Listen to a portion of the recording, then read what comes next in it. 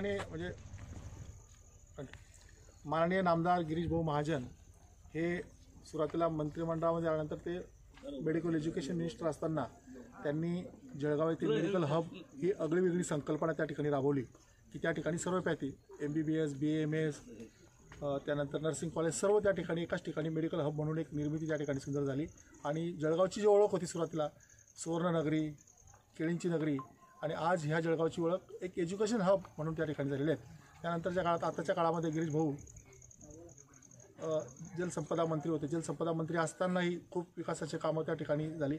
बागपूर प्रकल्प या आमच्या भागामध्ये अतिशय महत्त्वाचा प्रकल्प तो जोमात कामाला लागला आणि आत्ताच्या काळात गिरीश भाऊ ग्रामविकास मंत्री पर्यटन मंत्री असताना त्याचं अंतिम स्वरूप त्याला प्राप्त झालं। ग्रामविकास मंत्री असतानासुद्धा अनेक विकासाचे कामं ही ग्रामविकासाच्या माध्यमातून झाली। पर्यटन मंत्री म्हणून त्यांनी अनेक असे पर्यटन स्थळ आहेत की ते विकसित केले, अनेक मंदिरे जे विकसित केले, आणि त्याचाच एक भाग 2017मध्ये हा जो वाघूर डॅम आहे, वाघूर धरण आहे, हे पूर्ण भरलेलं असताना एक पाहणी करत असताना हे बेट त्यांच्या त्यावेळेस निदर्शनात आलं आणि या बेटाला विकसित करण्याचा संकल्प त्यावेळेस त्यांनी घेतला। आणि जेव्हा जेव्हा सरकार आली तेव्हा त्याला भरघोस निधी उपलब्ध करून एक भव्य दिव्य एक जळगावची ओळख म्हणजे जामनेर, आमच्या जामनेरची ओळख ही जागतिक लेवलवर जागतिक पातळीवर पोहोचण्याचं खूप महत्त्वाचं काम हे माननीय नामदार गिरीश भाऊंनी केलं।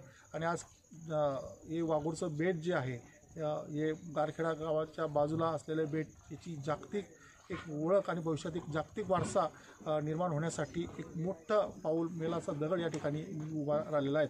आणि सांगताना आनंद होतो की जे जागतिक लेवलचे संगीतकार आहेत अजय अतुल, हे आपल्याला माहिती आहे की त्यांचा कार्यक्रम किती भव्य दिव्य असतो। त्यांचा हा कार्यक्रम मुळात विदेशामध्ये होता। त्यांचा कार्यक्रम हा विदेशामध्ये होणार होता दुबईला, मात्र त्यांचा दुबईचा कार्यक्रम रद्द करून हा कार्यक्रम या ठिकाणी झाला पाहिजे की जेणेकरून एका दिवसामध्ये सर्वीकडे हे जागतिक जो पर्यटन स्थळ आहे याची सर्वीकडे पोहोच, आणि असा मोठा कार्यक्रम या ठिकाणी अजय अतुलचा 31 तारखेला होऊ घातलेला आहे।